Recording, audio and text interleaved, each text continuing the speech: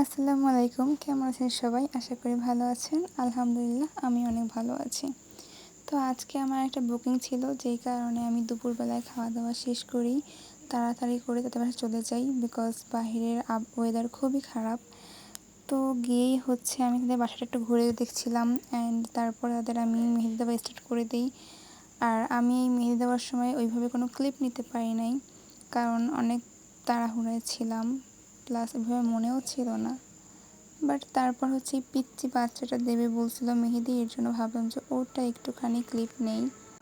তাও ওইভাবে ওর video clip নিতে পারি নাই আমি। আর ওর হাতে আগে থেকেই মেহেদি দেওয়া ছিল, যেই কারণে আমি আমার মনের মতন করে ডিজাইনও করতে পারি নাই। জাস্ট কোনো রকম ডিজাইন করছি, তাও আবার ছোটো বাচ্চা মানুষ হাত নাড়ানাড়ি করছে, অনেক কাহিনী হয়েছে এই নিয়ে আবার।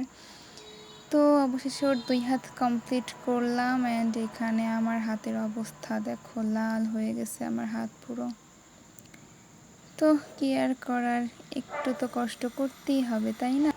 দেন আমি আমার কাজ শেষ করে বাসায় যাচ্ছি এখন। আর আমার সাথে কিন্তু আমার আম্মুও ছিল। এখানে আমার হাতের অবস্থা দেখো, পুরাই খারাপ হয়ে গেছে। তো আজকের মতন এই পর্যন্তই, দেখা হবে নেক্সট কোনো ভিডিওতে। অ্যান্ড অবশ্যই আমার চ্যানেলটা সাবস্ক্রাইব করে দিবা। আল্লাহ হাফেজ।